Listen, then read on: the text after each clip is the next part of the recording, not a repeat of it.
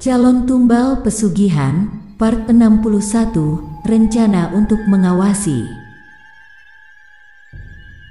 Di kampung seberang, mereka bertujuh berjalan dengan santai seolah sedang jalan-jalan biasa.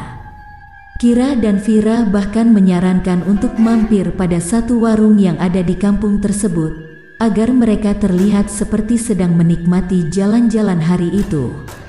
Kalin memesan teh hangat untuk dirinya, Agil, dan Dinda. Sementara Rini, Kira, Vira, dan Xian kompak memesan mie ayam yang tersedia di warung tersebut. Kalau di kampung sini cukup tenang suasananya ya, Bi. Mungkin karena kebanyakan warga bekerja di sawah kalau siang hari, ya? Tanya Vira pada Cemidah, pemilik warung yang mereka singgahi. Sebagian memang karena pada kerja di sawah, Neng. Sebagian lagi karena banyak yang pindah. Di kampung sini mah, enggak sama lagi situasinya dengan dulu. Banyak yang jadi enggak betah sejak ada. Cemidah tampak ragu ingin bicara. Ada apa, Bi? Bilang aja, kita enggak bakalan ember, dukung Rini. Dinda dan Kalin hampir tersedak teh hangat yang sedang mereka minum ketika mendengar apa yang Rini ucapkan. Agil dan Xian menjadi paham kalau ucapan Rini barusan tidaklah sesuai dengan kenyataan setelah melihat ekspresi Kalin dan Dinda. Itu Neng, di jalan yang paling ujung kalau dari sini. Dulu waktu tahun 1997 ada orang baru yang tinggal di sana. Dia bangun rumah di situ dan tinggal di situ seperti layaknya warga biasa. Bahkan, dia juga melapor sama Pak RT kampung sini, waktu baru mau tinggal di sana. Pekerjaannya enggak jelas, katanya mah petani, tapi jarang ada juga yang lihat dia pergi ke sawah. Nah, dari desas-desus yang beredar, akhirnya ketahuan kalau ternyata dia itu sebenarnya seorang dukun. Bibi awalnya mah enggak mau percaya, tapi masalahnya ada beberapa warga yang tinggal di dekat rumah orang itu, dan mereka sering sekali melihat orang itu melakukan ritual-ritual tertentu. Bahkan, ada beberapa orang dari luar kampung ini yang sering datang ke rumah dia. Semacam meminta bantuan supaya cepat kaya, tutur Cemidah sambil sesekali mengintip ke arah jalanan. Tampaknya Cemidah cukup takut kalau orang yang ia maksud mendadak muncul ketika dirinya sedang menceritakan tentang orang itu. Sementara ketujuh orang yang sedang mendengarkan Cemidah bercerita pada saat itu kini hanya bisa saling menatap satu sama lain. Maaf Bi, apakah Bibi sering melihat ada orang dari kampung lain yang masuk ke kampung sini hanya untuk menuju ke rumah orang yang Bibi maksud? Tanya Kira. Sering, Neng, terutama pada malam Senin Pahing dan malam Jumat Kliwon. Biasanya orang-orang itu datang pada jam-jam yang berbeda. Mungkin mereka teh udah dikasih jadwal sama si dukun itu, jawab Cemidah. Cemidah kemudian masuk ke dalam warung untuk kembali memasak mie ayam, karena ada pembeli yang baru saja datang. Ketujuh orang itu kini kembali saling menatap satu sama lain. Bukannya nanti malam adalah malam Senin Pahing, ya, kalau menurut yang tercatat di kalender, tanya Rini, berbisik. Iya, tampaknya kau benar, jawab Kalin yang sedang memeriksa kalender di ponselnya. Hanya kita kan enggak tahu kapan si Roy mau ke rumah dukun itu. Entah itu malam Senin Pahing atau malam Jumat Kliwon. Bahkan kita enggak tahu jamnya. Tadi kata Bibi yang punya warung, orang-orang datang ke rumah dukun itu pada jam tertentu, Vira mengingatkan. Berarti sekarang kita hanya perlu mengawasi si Roy aja, saran Zian. Tapi si Roy kan enggak menentu keberadaannya di Cijanur, ujar Kira.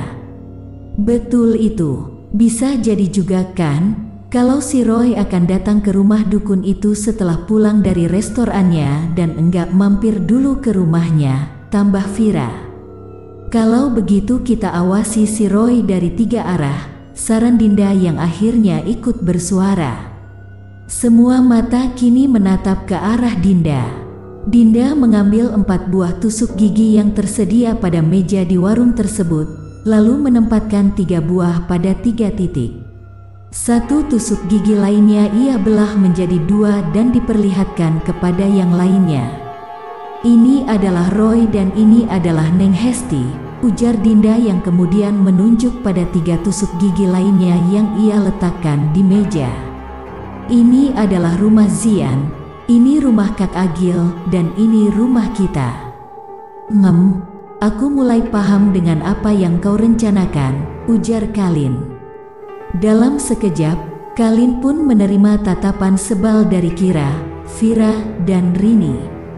Gue paham ya kalau Elo itu pintar, Kal. Tapi please deh, tolonglah hargai kita bertiga di sini yang lumayan lemot kalau bicara soal strategi, omel Rini. Tahu nih, sering banget sih bikin kita kelihatan bego, tambah Vira mulai merajuk. Lama-lama gue sambelin mulut lo, Kal. Kira tak mau ketinggalan. Agil dan Zian pun mencoba untuk tidak tertawa saat melihat Kalin menerima serangan beruntun dari Rini, Vira, dan Kira. Dinda hanya bisa menggeleng-gelengkan kepalanya ketika sadar bahwa sifat keempat sahabatnya akan selalu sama saja dengan sifat mereka ketika masih SMA dulu. Mau dilanjutin atau enggak? Nih, tanya Dinda. Lanjutlah, Din. Kalau kau tidak melanjutkan, apakah itu tandanya kau mau aku akhirnya dikeroyok sama 3 preman itu? Hah? Kalin melirik ke arah 3 preman yang tak lain adalah Rini, Kira, dan Vira. Dinda pun tersenyum sambil menepuk-nepuk punggung Kalin agar bisa lebih bersabar lagi menghadapi ketiga sahabatnya yang lain. Oke, jadi kita semua kan tahu kalau Roy itu selalu pulang dan pergi ke restorannya sama-sama dengan Neng Hesti. Tapi meski mereka setiap hari berangkat bersama, ada beberapa waktu tertentu di mana Neng Hesti sering pulang ke rumah sendirian dan tidak bersama dengan Roy. Hanya kemarin-kemarin aku enggak sadar dengan perbedaan itu. Jadinya aku lupa pada hari apa dan jam berapa Neng Hesti pulang sendiri ke rumahnya, jelas Dinda. Oke, sekarang kita paham. Lalu, rencananya apa? Tanya Kira. Nah, kampung ini kan sangat kelihatan jelas jalannya dari rumah Zian. Otomatis pada kedua malam itu, yaitu malam Senin Pahing atau malam Jumat Kliwon, Zian bisa mengawasi keberadaan Roy dari arah halaman rumahnya. Tapi kalau seandainya keberadaan Roy terlewat oleh Zian, maka Kak Agil bisa mengawasi dari pos kamling dekat rumahnya pada waktu yang sama. Nah, sementara Zian dan Kak Agil mengawasi Roy, aku akan mengawasi rumah Neng Hesti untuk memastikan apakah Neng Hesti memang pulang duluan sendiri pada hari itu, atau justru dia pulang lebih lambat daripada Roy, jawab Dinda. Plus, oke. Aku setuju dengan rencana itu. Kapan kita mulai pengawasannya? Apakah hari ini juga? Tanya Zian. Iya, kalau bisa dimulai dari hari ini juga. Sekarang sebaiknya kita pulang, karena sebentar lagi waktu salat zuhur akan segera tiba. Setelah salat asyar, barulah kita melakukan pengawasan dan saling berkomunikasi. Dinda benar-benar memberikan arahan untuk rencana yang disusunnya. Makin menarik dan penasaran dengan cerita selanjutnya kan? Terus pantengin channel Asal Gawe, jangan lupa like, komen, subscribe dan bagikan, serta tonton video lainnya. Salam sukses dan sehat untuk kita semua.